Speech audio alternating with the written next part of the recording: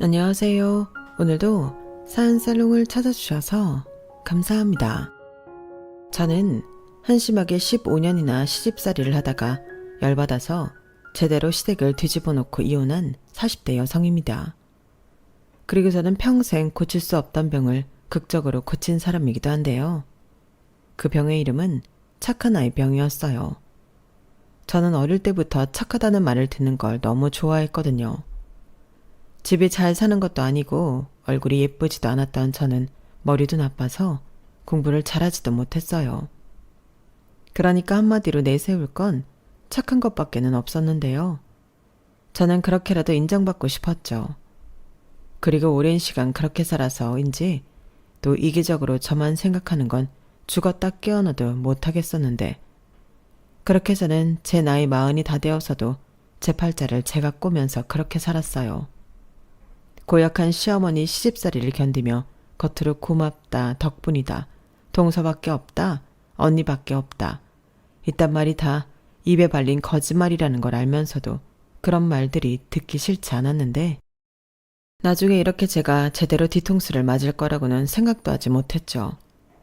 그리고 그때 제대로 현실 파악을 하게 됐는데요. 착한 건 어릴 때 보던 동화책처럼 복을 받는 게 아니라 세상 천지 제일 만만한 호구라는 걸 깨닫게 되었어요. 저는 그동안 좋은 게 좋은 거라고 싫어도 참고 좋아도 참으며 남을 위해 희생하고 살았는데, 그게 결국은 나 좋은 일이 아니고 남 좋은 일만 하는 헛짓거리더라고요. 그래서 그동안 당하고 산 거 제 손으로 제대로 분풀이하고 이혼했는데요. 지금부터 그 사연을 저도 써보고 싶어 이렇게 사연을 신청하게 되었어요. 비록 재주가 미천해서 글을 멋지게 쓸 수는 없겠지만 끝까지 제 사연을 들어주셨으면 좋겠습니다. 저는 집안 형평상 대학은 가지 못했어요. 그래서 고등학교 졸업 후 바로 취업을 해서 꽤 오랫동안 한 회사를 다녔는데요. 감사하게도 그렇게 들어간 회사가 저에겐 너무 좋은 곳이었어요. 회사 규모는 작은 곳이었지만 더없이 좋은 곳이었거든요. 저는 그곳에서 사무 보조 일을 했는데요. 사장님도 그렇고 모든 직원분들이 가족처럼 잘 지내는 곳이었어요. 그리고 그때 저를 예뻐해 주시던 과장님의 소개로 빌어먹을 남편을 만났는데, 그렇다고 남편을 소개해준 과장님을 원망하진 않습니다. 과장님이 저희 시댁 상황을 다 알지 못하셨을 테니까요. 그리고 어찌됐든 결정은 제가 한 것이었고, 소개받을 당시 남편의 조건은 제가 감히 엄두도 내지 못할 상황이었는데, 아마 과장님은 그런 면만 보시고 저에게 남편을 소개했을 거예요. 남편은 전문대도 아니고 4년제 대학을 졸업했고 대기업은 아니어도 인지도가 꽤 있는 중견기업을 다니고 있었는데, 과장님의 선배가 예뻐하는 후배라고 했거든요. 게다가 집도 저희 집보다는 형편이 좋았는데, 위로 형이 하나 있고 밑으로 여동생, 남동생이 있는 형제 많은 집안의 차남이었죠. 게다가 키도 그렇고 생긴 것도 꽤 괜찮았는데요. 원래 제가 안경 끼고 지적인 남자를 좋아했거든요. 그리고 남편은 말도 그럴싸하게 잘하는 편이어서 제가 반했는데, 남편은 제가 순하고 착해서 좋다고 했었죠. 은영 씨는 요즘 여자들이랑은 다른 것 같아요. 요즘 여자들 좀 자기 멋대로 하는 경향이 있는데 저는 그게 좀 별로거든요. 물론 제가 마초라서 순종적인 여자를 좋아한다 그런 건 아닌데, 사람들한테 함부로 하고 막 휘두르려는 타입은 별로라. 근데 은영 씨는 안 그러는 것 같네요. 딱 좋아요. 이렇게 말하는데 순진해서 저는 그 말이 제 칭찬인 줄 알았어요. 어릴 때부터 착하다, 순하다, 성실하다 이런 말은 자주 들었는데, 호감 있는 남자한테 들으니 그런 말도 꽤 달콤하게 들렸던 것 같아요. 그렇게 3년 조금 안 되게 연애를 했고 저희는 결혼을 했는데요. 결혼을 준비하면서 시어머니 때문에 많이 힘들었어요. 시어머니는 제가 고졸이라는 이유로 결혼을 반대하셨는데, 시아버님이 허락을 해주셔서 결혼을 하게 된 거였거든요. 그리고 저는 결혼을 제가 잘하면 시어머니가 저를 예뻐해 주실 거라고 생각했는데, 네, 제가 멍청한 생각을 했어요. 저 싫다고 하는 시어머니 자리는 냅다 걷어차고 그 결혼을 하지 말았어야 맞았죠. 하지만 저는 제가 언제 이런 남자를 만나 결혼을 하겠나 이런 한심한 생각을 했었고 앞으로는 내 할 탓이라고 생각하며 결혼을 감행했는데요. 시집살이는 뭐 이미 예견된 제 미래였죠. 참고로 저희 시어머니는 성격이 정말 지랄 맞거든요. 오죽하면 그 동네에서 30년 가까이 사셨다고 했는데 커피 한 잔 같이 마실 동네 친구가 없으시더라고요. 그리고 저희 남편도 그랬지만 자식들이 별로 부모를 생각하는 마음이 없었는데 남편이 전에 그랬어요. 나는 어릴 때 별로 우리 엄마가 정을 안 주고 키워서 그런가? 별로 집에 잘해야겠다는 생각이 없어. 아마 그건 나만 그런 게 아닐걸? 다 자업자득이지. 이렇게 말을 했었어요. 그러고 보니 제가 시집을 가서 보니 남편 말처럼 집에 정을 두는 자식은 보이지 않았는데 그나마 유일한 딸인 신우가 상황에 맞춰 자기 필요할 땐 시부모님에게 알랑방귀를 끼는 것 같긴 했어요. 그러니 시부모님은 자식을 넷이나 두고도 제대로 된 효도를 받지 못했는데 그땐 왜 그게 저에겐 기회라고 생각했는지 제가 잘해드리면 특히 시어머니가 저를 좋아할 거라고 쉽게 생각했어요. 하지만 시어머니는 그런 저를 이용만 할 뿐 진심으로 아껴주시고 예뻐해 주신 적이 없었는데 당신 필요할 땐 꼭 저만 부르셨죠. 둘째야, 내가 허리가 아파서 그러는데 네가 퇴근하고 와서 우리 집 화장실 청소 좀 해라. 둘째야, 오늘 내가 깜빡하고 말을 안 했는데 절임 배추 오는 날이거든? 네가 와서 김치 좀 담가. 김치 소만 만들어서 무치기만 하면 되니까 금방 하잖아. 이렇게 당신하기 귀찮거나 힘든 일은 저를 시켰는데 저는 15년 동안 한 번도 싫다는 소리를 해본 적이 없었어요. 처음엔 시어머니의 그 말을 믿었고 나중엔 저 양반 또 저러네 하면서 그냥 했는데 습관이라는 게 무서운 거더라고요. 그냥 제가 하는 게 속이 편했어요. 그리고 그 점을 시아버님이 기특해 하시곤 하셨는데 남편도 제 덕에 어깨가 펴진다고 하고 형님도 고맙다며 가끔 화장품 선물도 해주시고 백화점 상품권도 주시고 하는데 싫지 않더라고요. 그리고 결혼하고 3년 만에 아이가 생겼는데요. 그때 처음으로 힘들어서 못한다고 했다가 불벼락을 맞은 적이 있었어요. 뭐? 꼴랑 애 하나 가진 거 가지고 힘들다고 하는 거야? 나는 애 넷을 낳고 키웠어. 어디서 하나 가지고 앓는 소리를 해. 너 참말 말고 와서 내가 시키는 거 다 해놔라. 이렇게 말을 하는데 그때는 좀 서운하긴 했죠. 당신 어머니 진짜 너무하신 거 아니야?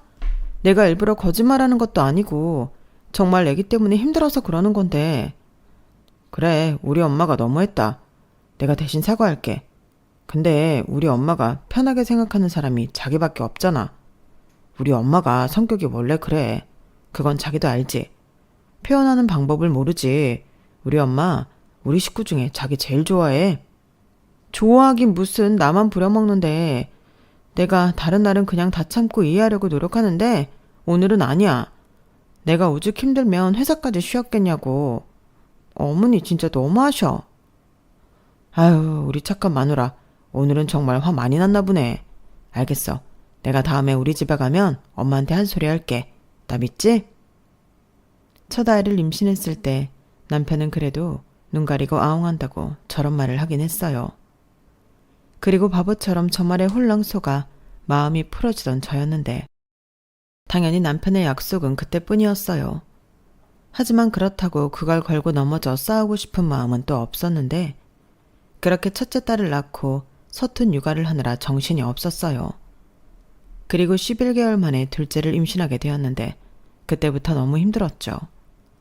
제가 둘째 출산하기 전까지 회사를 다녔거든요. 그러니 애 낳을 뱃속에 넣고 또 돌도 안 된 딸을 케어해야 했잖아요. 그때 친정엄마가 도와주시지 않았다면 너무 막막한 상황이었죠. 그때 너무 감사하고 또 죄송했던 게 친정엄마가 저희 딸을 돌봐주시느라 하던 일을 그만두셨거든요. 물론 저희 딸 봐주시는 수고비는 드렸지만 애를 본다는 게 돈을 억만금을 받는 게 아닌 이상 편하고 좋은 일은 아니었죠. 하지만 저희 엄마를 손녀를 돌본다는 기쁨에 힘든 것도 마다하지 않으셨는데요. 제가 드렸던 수고비도 결국은 당신이 쓰지 않고 저희 아이 케어하는 데 쓰시고 저희 반찬해 주시고 그렇게 다 쓰셨어요. 그리고 시어머니는 저희 엄마가 제가 힘들어서 도와주시는 걸 뻔히 알면서도 뻑하면 시집 왔으면 출가 외인인데 집에 너무 친정엄마 들락날락하게 하는 거 아니다. 너는 너 편하려고 네 엄마 부르는 거지만 우리 아들은 불편하지. 라며 저더러 친정엄마 도움을 받지 말라고 하셨는데요. 그럼 당신이 해주실 것도 아니면서 하시나 마나한 소리를 하셨어요. 실질적인 방법이나 대안책을 일러주셨다면 모르겠지만 그냥 무조건 하지 말라고만 하시니 그땐 저도 그 말씀을 따를 수 없었죠. 그리고 그때는 남편이 나서서 아이씨, 엄마가 장모님 대신 우리 애 봐줄 거야? 그럴 거 아니면 아무 소리 하지 마. 라고 하니 넘어가 졌는데 저희 시어머니는 추호도 애를 봐줄 생각이 없는 분이셨어요. 오죽하면 당신 자식 넷이 전부 손자 손녀를 낳았음에도 하나에도 봐주지 않으셨는데 그런 양반이 자기 자식 넷은 또 어찌 키웠나 참 의아할 일이었죠. 그리고 저는 둘째 아들을 낳고 어쩔 수 없이 회사를 그만두게 되었는데요. 연년생을 도저히 저 엄마에게 부탁할 수가 없었어요. 그리고 그때 남편도 이건 아닌 것 같다며 저에게 회사를 그만두라고 했는데 첫 직장이자 마지막 직장이었기에 회사를 나오던 날 저도 울고 사장님도 울고 온 직원이 다 눈물바다였네요. 애들 좀 키워놓고 복직해. 기다릴 테니까. 알겠지? 이렇게 사장님이 말만이라도 감사한 이야기도 해주셨는데 어찌 그러겠어요. 제 자리는 벌써 후임으로 어린 직원을 뽑은 상황이었고 저는 그날 이후 전업주부가 되었죠. 그리고 살림에 두 아이의 육아에 회사를 가지 않아도 정신없어 죽겠는데 시어머니는 옳다구나. 제가 회사를 그만두니 저를 무슨 5분 대기조쯤으로 아시는 것 같더군요. 예, 서연이 엄마야. 너 시장 가서 소 꼬리뼈 좀 사와서 푹 구워라. 날 추워지니 사골국 좀 먹자. 네? 어머니, 근데 제가 지금은 좀 어려운데요. 서연이가 독감에 걸렸어요. 뭐라고? 너는 엄마라는 애가 정신이 있어 없어? 집에서 하는 일이 애 보는 것밖에 없는데 독감에 걸리게 했다고? 아, 못 살아. 알았다. 괜히 우리 집에 와서 옮기지 말고 너는 집에 처박혀 있어. 왜 하필이면 지금 독감에 걸리고 지랄이야? 사골국 끓여놓고 걸리면 얼마나 좋아. 이렇듯 자기 구미에 맞춰 저를 부려드실 생각밖에 없었는데요. 그 밖에도 시댁의 대소사는 모두 제 담당이었어요. 직장을 다니지 않는 사람이 저밖에 없었거든요.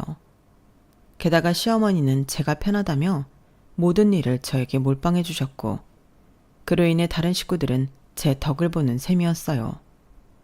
특히 저와 처지가 같은 며느리인 형님이 저에게 무척이나 고마워했는데요. 저희 형님은 학교 선생님이셨거든요. 저는 학교 선생님이 그렇게 바쁜 직업이라는 걸 형님을 보고 알았는데요. 글쎄요, 그게 정말로 바쁜 게 맞았는지는 모르겠네요. 아주 공교롭게 시댁에 일이 있을 때면 형님이 바쁘다고 하셨거든요. 그리고 시어머니는 네가 있는데 뭘 다른 사람까지 불러. 정신만 사납지. 그냥 네가 해라. 라고 하셨는데요. 나중엔 정말 다 제가 전부 담당하게 되었어요. 가끔은 내가 시댁 전담 비서이자 하녀인가 싶을 정도로 모든 식구들이 저를 의지하는데 생뚱맞게 남편은 자기가 장남도 아니면서 집에 가면 자기 기가 좀 사는 것 같다고 좋아하더라고요. 그리고 저는 또 그놈의 착한 아이병이 발동해 이왕 하는 거 잘해서 칭찬받고 싶다는 한심한 생각을 했는데요. 틈틈이 반찬도 만들어 갖다 놓고 힘드실 것 같은 집안일은 제가 나서서 해결해 드렸죠. 그리고 두 분 병원 가실 일 있으면 제가 예약부터 운전까지 모든 편의를 봐드렸는데 그럴 때면 시아버님은 고맙다고 하셨지만 시어머니는 당연하게 받아들이셨어요. 그리고 그런 마음 때문인지 시어머니는 날이 가면 갈수록 히스테리가 장난이 아니었는데요. 이게 웃긴 게 하도 그러니까 나중에 그냥 그러려니 넘길 수 있는 지경까지 오르게 되더군요. 오죽하면 다들 저더러 저런 시어머니를 어떻게 감당하냐고 할 정도였는데 그런 소리를 들으면 제가 좀 대단한 것 같은 기분도 들었어요. 지금 생각하면 그렇게라도 사람들한테 또 가족들에게 인정받고 싶은 욕구가 있었던 것 같은데 뭐 결국은 전부 쓰잘데기 없는 짓이었죠. 그리고 그걸 깨닫게 되는 날이 운명처럼 찾아왔는데 그때를 생각하면 저는 가슴에 큰 돌을 얹은 것처럼 마음이 매우 무거워요. 저희 엄마가 저희 첫째 봐주시고 제가 직장을 그만둘 즈음 위암 판정을 받으셨거든요. 그것도 림프절까지 전이가 된 3기 말이었는데 의사 선생님도 그동안 아프지 않았냐고 많이 놀라시더라고요. 하지만 평소 참는 거 하나는 미련하게 잘하던 친정엄마는 그때그때마다 소화제와 진통제를 먹었다고 얘기했고 그런 잘못된 행동은 병을 키우고 말았어요. 결국 이제 좀 편하게 쉬엄쉬엄 살아볼까 하던 그 시점에서 덜컥 병을 알게 되었는데 그날은 저도 저희 친정 가족들도 날벼락을 맞은 날이었어요. 그리고 서둘러 수술을 하긴 했지만 암세포를 전부 제거하긴 어려웠고 건강을 회복하시면 항암을 진행하기로 했는데 항암으로 가기까지가 참 힘들더군요. 연세 때문인지 수술로 떨어진 면역력이 좀처럼 좋아지지 않았거든요. 게다가 설상가산으로 제거하지 못한 암세포가 엄마의 몸 곳곳에 다시 빠르게 퍼지기 시작했는데 너무 급성이라 병원에서도 마음의 준비를 하라고 하셨죠. 가난해서 고생만 한 우리 엄마. 저는 엄마를 생각하면 너무 마음이 아팠어요. 그건 제 하나뿐인 형제인 오빠도 마찬가지였을 텐데 저희 남매는 아빠가 없었거든요. 제가 3살인가? 불미스러운 일로 하루아침에 고인이 되셨는데 저는 아빠에 대한 기억도 잘 없었죠. 대신 아빠 몫까지 열심히 던 엄마의 모습은 늘 짠했는데 그래서 엄마에게 걱정시키지 않는 착한 딸이 되어주고 싶었어요. 오빠도 사내아이 치고는 철이 빨리 들어 사고라는 걸 쳐본 적이 없었거든요. 그런 엄마인데 이제 고작 환갑을 넘긴 나이에 암이라니 저는 엄마 인생이 너무 불쌍했어요. 그래서 기적이 일어나길 기도하며 엄마의 간병을 자처했죠. 그러자 처음에 남편은 이해해 주는 듯 우리 아이들 케어는 자기가 하겠다고 했는데 그게 일주일도 가지 못했어요. 안 하던 걸 하려니 힘들다는 거였죠. 거기에 시어머니까지 간병인을 쓰면 되지 뭐 하러 거기에 쓸데없이 붙어있냐? 너도 참 답답하다 라며 핀잔을 주시는데 이 사람들이 자기 일 아니라고 너무하네 그런 생각이 들더군요. 그리고 오늘 내일 하는 엄마 옆에서 한시도 떨어지고 싶지 않았는데요. 올케 언니가 교대로 병간호를 하자고 했지만 제가 괜찮다고 했어요. 올케 언니도 직장 생활을 하고 무엇보다 저희 엄마가 며느리 고생시키는 걸 누구보다 원치 않으시니 제가 하겠다 자처한 부분도 있었는데 그걸 알고 남편이 불만이 이만저만이 아니었어요. 사람이 왜 그렇게 융통성이 없어? 원래 김병에 효자 없는 거야. 형님네서 교대로 하자고 했다며. 나 참, 나는 그것도 어이가 없네. 원래는 거기서 전담해야 하는 거 아닌가? 형님이 그 집 장남이잖아. 자기는 출가 외인이고. 출가 외인은 뭐 자식 아니야? 그리고 내가 그러고 싶다고 했어. 오빠도 늦게까지 일하고 올케 언니도 직장 다니잖아. 그리고 엄마 전이 속도가 너무 빠르다고 하니까 내가 불안해서 엄마 옆에 계속 있고 싶은 거라고. 아무리 며느리가 잘해도 자식만큼 하겠어? 자기도 우리 엄마 봐서 알잖아. 통통했던 엄마 팔다리 좀 봐. 삐쩍 마른 거 안 보여? 그래서 앞으로도 계속 병원에만 붙어있겠다고? 그럼 나는? 자기 뭐? 내가 짬짬이 집에 가서 먹을 거 다 해놓고 빨래면 청소도 다 하는데 있는 거 꺼내서 먹는 것도 못해? 애들 좀 챙기는 게 뭐가 그렇게 힘들다고. 우리 애들 이제 고학년이잖아. 고학년은 뭐 엄마 손 안 필요해? 나도 힘들어. 애가 둘이잖아. 얼마나 찡찡거리는 줄 알아? 애들이 당신만 찾고 우리 엄마도 당신만 찾고 결국엔 그거였네. 왜? 당신 어머니가 뭐라고 해? 애들은 어리니까 그렇다고 쳐. 근데 어머니는 왜 나만 찾는 건데? 어머니 정말 이럴 때면 너무하신 것 같아. 우리 엄마가 많이 아프잖아. 그런데 어쩜 이러셔? 아 몰라. 하루 이틀이야 이해한다고 하고 넘어가지. 이게 언제 끝날 줄 알고 계속 이러냐고. 들어보니까 오래 투병하는 사람도 많다고 하는데 너무 막막하잖아. 그럼 몇 년이고 장모님 간호를 자기 혼자 다 할 거야? 그래, 내가 다 할 거다. 남편은 다른 사람도 아니고 장모인데 저렇게 골골거리며 투병 생활을 오래 하면 자기랑 자기 집이 불편하다며 입이 대빨 나왔어요. 그러니 저는 그런 남편의 태도가 서운하지 않을 수가 없었는데요. 그러다 시어머니 생신날이 다가왔어요. 시어머니는 제가 병원에만 붙어 있으니 자기 생신상도 못 차려주는 안거 아니냐며 걸핏하면 저에게 전화를 걸어 닥달하고 시비를 거셨는데 나중에는 시어머니 이름만 핸드폰에 떠도 경기가 날 지경이더라고요. 그리고 저는 내심 이번에는 맏며느리인 형님이 나서주길 바라고 있었는데요. 기다리고 있으면 안 될 것 같아 제가 먼저 연락을 했죠.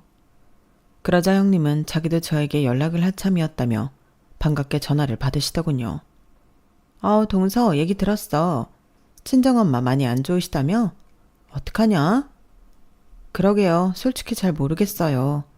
수술을 했는데도 새로 전이도 많이 됐고 이젠 항암도 어렵다고 하는데 너무 무섭네요. 동서, 얘기만 들어도 너무 안쓰럽다. 그나저나 이번 우리 어머니 생신은 어쩌지? 동서 못 오는 거지? 네, 아무래도 힘들 것 같아요. 저희 엄마 오늘 내일 하시는데 제가 자리 비우는 것도 마음이 불편하고 이런 마음으로 어머니 생신상 봐드리는 것도 아닌 것 같고요. 그래, 이번에는 내가 말씀드려서 외식하자고 할게. 나야 동서처럼 음식할 솜씨는 없잖아. 동서는 여기 신경 쓰지 말고 친정엄마 간병 잘해드려. 형님 감사해요. 뭘, 나도 이럴 때 마음에 빚도 갖고 그러는 거지. 걱정하지 마. 저는 형님의 전화를 받고 처음으로 마음이 편했어요. 늘 남편을 포함한 시댁 쪽 사람들과 통화를 하면 서운하고 화가 난 날이 태반이었는데 형님은 그러지 않았거든요. 역시 며느리 마음은 며느리가 안다고 이럴 때면 손이는 손이구나. 형님에게 앞으로도 잘해드려야지 이런 생각이 들었는데 바로 그 다음날 날벼락이 떨어졌죠. 동서 어떡하지? 어머님이 외식은 싫대. 생일인데 미역국은 먹어야 하지 않냐고 노발대발 하시는데 어쩌겠어. 그 성미를. 미안한데 동서가 어머니 생신상만 후딱 차려드리고 가라. 라며 형님이 말을 바꾸셨어요. 처음에는 저희 시어머니 성깔이 보통이 아니니 뜻대로 안 되셨나 했는데 나중에 돌아가는 꼬라지를 보니 형님이 그닥 적극적으로 하지도 않았던 모양이더라고요. 그러니까 그냥 하는 척만 하고 저에게 다시 넘긴 건데 그걸 알았을 때는 제 속에서 부글부글 용암이 끓었어요. 그리고 시어머니는 얘, 너 진짜 웃긴다. 그렇게 친정만 챙길 거면 뭐하러 시집을 왔어? 왜 내 아들만 생고생을 시키는데? 니네 오빠랑 옳게 있잖아. 지들이 힘들면 간병인이라도 붙여야지. 왜 너한테만 의지를 하는데? 염치도 없는 것들. 그래서 너 정말 내 생일도 쌩까려고 하는 거야? 네가 그랬다며. 이번 생일은 외식하라고. 네가 뭔데? 내 1년에 한 번 있는 생일을 외식하라고 하냐? 나 바깥 음식 조미료 덩어리라 싫어하는 거 몰라? 잠만 말고 그날은 빼. 무슨 일이 있어도 빼. 알겠어? 라며 선 넘는 말도 서슴없이 했는데 그놈의 생일이 뭐라고 사람을 이렇게 쥐잡듯 잡는 건지 저는 그제야 내가 이놈의 집구석의 종이었다는 걸 깨달았어요. 자기도 비슷한 연배이고 천년만년 건강할 거 아닌데 저렇게 저희 엄마와 제 마음을 이해도 못 해줄까 너무 화가 나더라고요. 게다가 조미료 덩어리라 외식은 싫다고 하셨던 시어머니는 제가 시집 오기 전엔 꼬박꼬박 생일이면 외식을 하셨다고 들었는데 그것도 기가 찼어요. 자기가 언제부터 집밥만 먹고 살았다고 저러나 어이가 없었죠. 그래서 머리 털라고 처음으로 나 몰라라 해봤어요. 어차피 내년에 또 내후년에 다시 올 생일인데 저는 지금 당장은 욕을 먹더라도 저희 엄마가 더 중요했거든요. 그리고 그럴 만한 이유가 있었던 게 하루가 다르게 응급 상황이 벌어졌고 그때부터는 오빠와 올케 언니도 만사를 제쳐두고 병원에 붙어 있었어요. 그땐 하도 정신이 없으니 핸드폰 진동도 확인을 못하는 일이 많았는데 한 번은 핸드폰을 보니 부재중 전화가 21통 찍혀 있더군요. 시어머니셨어요. 저는 혹시라도 무슨 일이 생겼나 놀라서 전화를 드렸는데 야, 네가 미쳤지?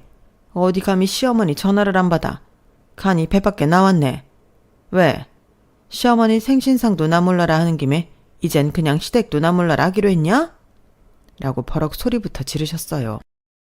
저는 순간 별일이 없다는 걸 알아챘고 순전히 저한테 싫은 소리 하려고 21통 전화를 걸었다는 사실에 열이 받아 전에는 엄두도 내지 못했던 화를 시어머니에게 냈네요. 어머니, 정말 너무하세요. 저희 엄마 진짜 오늘 내일 하세요. 어지간하면 어머니 생신날 가서 상 차려드리죠.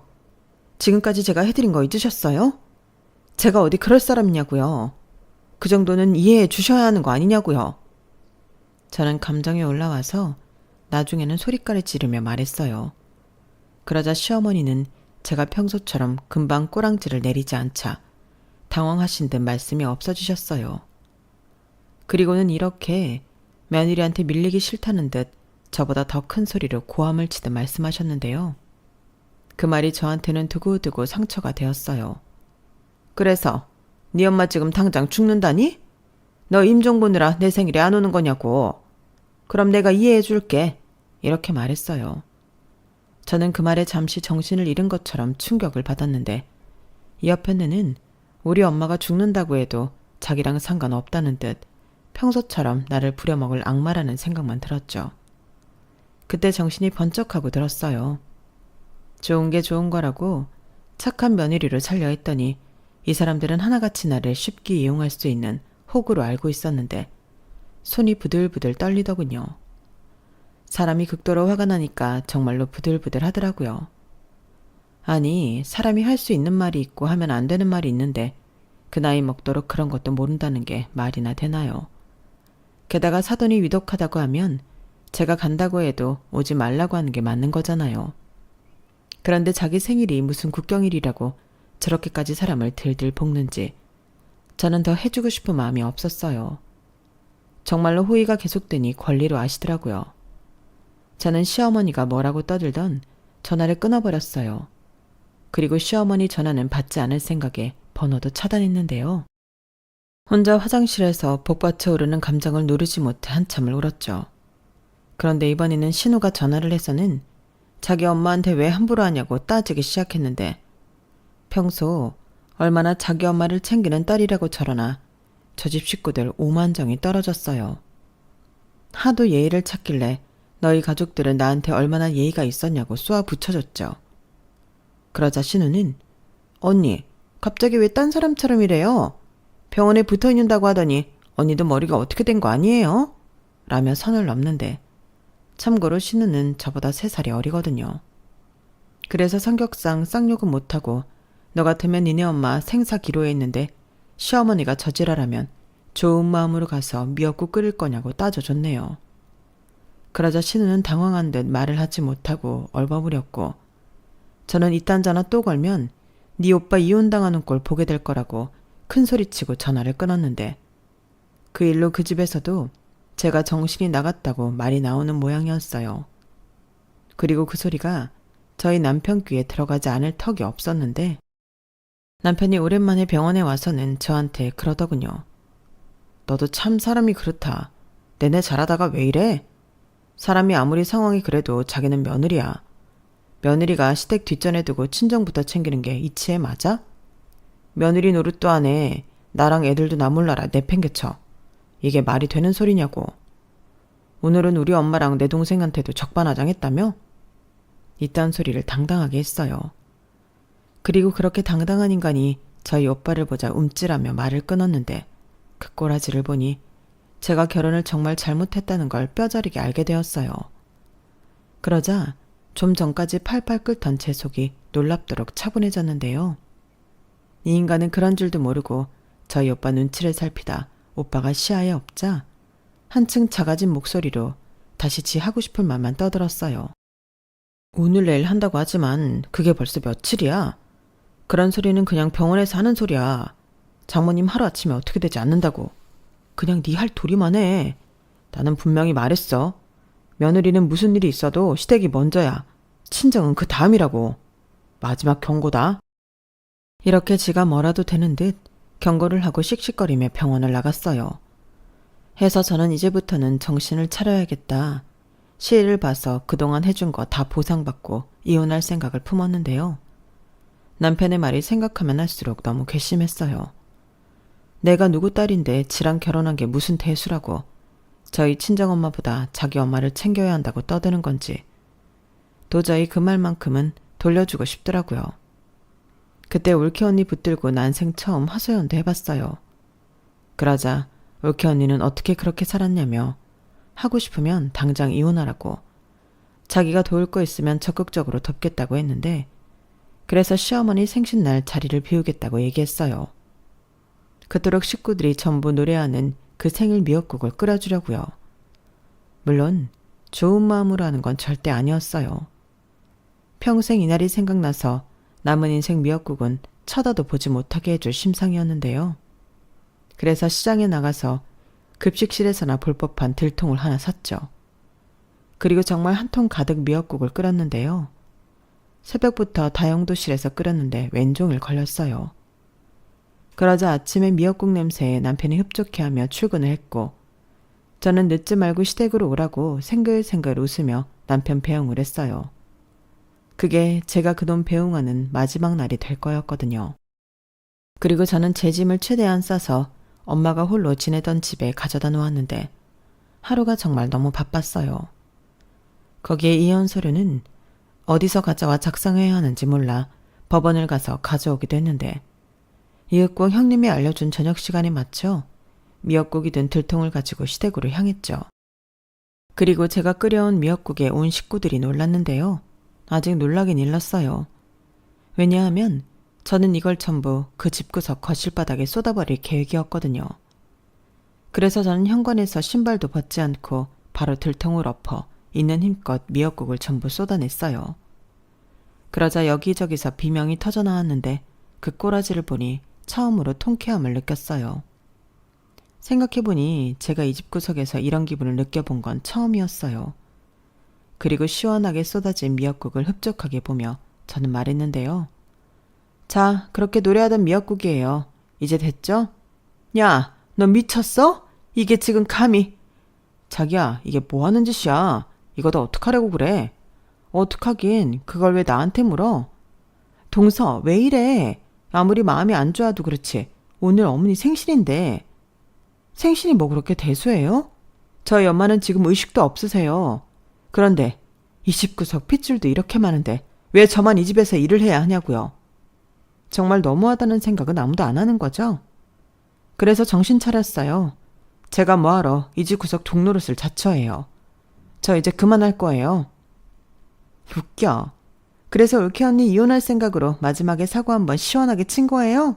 우리 다 엿먹이려고요? 그래, 나는 뭐 그러면 안 되냐? 앞으로 네 엄마 네가 챙겨. 아, 아니지. 너도 출가 외인이니까 여기서 얼씬거리지도 말고 네 시댁이나 챙겨. 다른 날은 코빼기도 안 보이면서 뭐 얻어먹을 거 있으면 귀신같이 나타나지. 정말 내 딸이 너를 닮을까 봐 무섭다. 야, 너 지금 내 딸한테 뭐라고 하는 거야? 왜 엄한데 화풀이를 해? 그러게요. 왜 엄한데 제가 화풀이를 할까요? 이게 다 따지고 보면 어머니 때문인데. 생신 축하드리고요.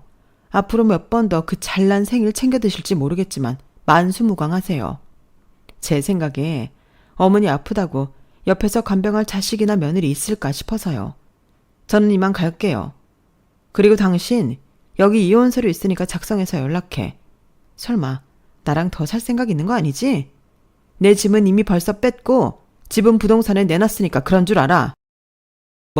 뭐라고? 왜 이렇게 감정적이야? 우리 말로 시끄러워. 내가 오죽하면 이래. 사람이 좋게 좋게 참고 잘해주니까 나를 아주 만만한 호구로 알았지. 원래 나 같은 사람이 화나면 더 무섭다는 거 몰라? 이참에 제대로 알게 해줄게.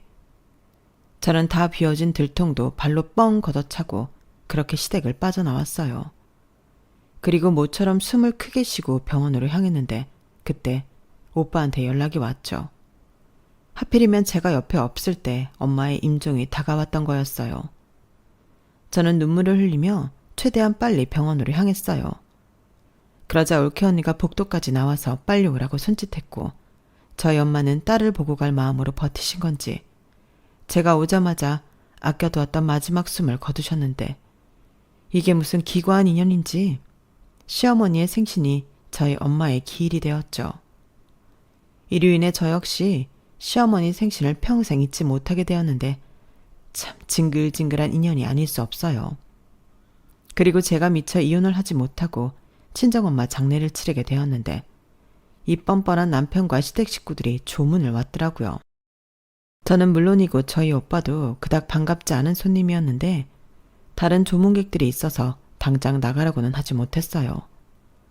그런데 쭈뼛쭈뼛 시어머니가 빈소 안에서 울고 있는 저에게 다가왔고 저는 그제서야 미안하다고 사과를 하려고 그러나 했는데 웬걸. 시어머니는 저에게 속삭이듯 이렇게 말씀하셨어요. 예, 네 엄마 보험 들었니? 보험금이랑 유산이랑 제대로 정리해. 네 오빠한테 다 뺏기지 말고. 딸이라도 자식이잖아. 네가 먼저 챙길 수 있으면 챙겨. 네가 더 많이 간병했잖아. 와, 이렇게 말씀하시는데 미역국으로는 정신을 못 차린 것 같더라고요. 그래서 순간 너무 열이 뻗쳐 저희 엄마 영정사진 앞에 있던 향로를 시어머니에게 뿌려버렸어요. 그러자 시어머니는 천둥이라도 치는 듯 비명인지 고함인지 큰 소리를 지르셨고 저는 다른 사람들도 다 들으라고 목소리를 높여 외쳤는데요. 우리 엄마 보험금이 그렇게 궁금하세요? 며느리는 출가 외인, 시댁이 먼저라고 하더니 왜 이런 날은 딸도 자식이니 오빠보다 먼저 챙겨야 하냐고. 들었던 말 그대로 돌려줬는데 시어머니는 아무 말도 하지 못하고 저만 죽일 듯 노려봤어요. 그리고 시댁 식구들이 우르르 몰려와 조문하러 온 사람한테 이럴 수 있냐고 저를 비난했는데 그때 저희 오빠가 이렇게 말했어요. 내가 정말 최대한 참으려고 했는데 이 인간들 정말 못쓰겠네. 순순히 나갈 겁니까? 아니면 경찰에 신고해서 끌려나갈 겁니까? 사람들이 양심이 있어야지. 착한 내 동생 그렇게 부려먹었으면 이런 날만큼은 예의라는 걸 좀 지켜야 하지 않나? 아, 예의를 모르는 집구석이니까 이렇게 병원까지 찾아와서 누워있는 장모한테 인사도 안 하고 싸가지 없게 할 말만 하고 토꼈겠지. 왜? 우리 엄마 죽었으니 이제 보험금이랑 유산이라도 챙겨야 할 것 같아서 여기까지 기어왔어? 여기 이 사람들 좀 보세요. 얼마나 뻔뻔합니까? 다들 오셔서 어떻게 생겼나 구경 좀 하세요. 저희 오빠는 저희 남편한테 이보다 더한 개망신 당하고 싶지 않으면 네 식구들 데리고 1분 1초라도 빠르게 꺼지라고 했어요. 그러자 남편도 씩씩거리며 자기 식구들을 데리고 나갔는데 이번에는 무슨 심보인지 저희 엄마 보험금을 위자료로 주지 않으면 이혼하지 않겠다고 하더군요. 애들도 자기가 키울 거래요. 그래서 하는 수 없이 저는 소송을 할 수밖에 없었어요. 저희 엄마 유산 문제도 해결해야 하는데 이혼 소송까지 하려니 정말 미치겠더군요.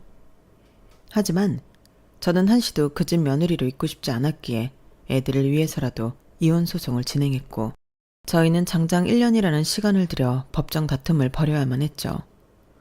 하지만 의외로 소송은 별것이 없었어요. 워낙에 제가 유리한 입장이었기 때문에 남편이 하는 건 족족 기각이 되고 인정이 되지 않았죠. 양육권 문제도 그랬는데 남편은 제가 직업이 없으니 아이들을 못 준다고 버텼는데 판사님이 그러셨어요. 평소 어떤 아빠였냐고 물으셨죠. 거기에 아이들은 누굴 더 잘 따르냐고 유착관계에 대해 물으셨는데 저는 판사님께 호소했어요. 당장이라도 직업을 구해 아이들을 부양하겠다고요. 그리고 소송을 진행하는 과정에서 제 이야기를 들으셨는지 제가 일하던 회사 사장님이 연락을 하셨는데 저에게 회사로 돌아오라고 하셨어요.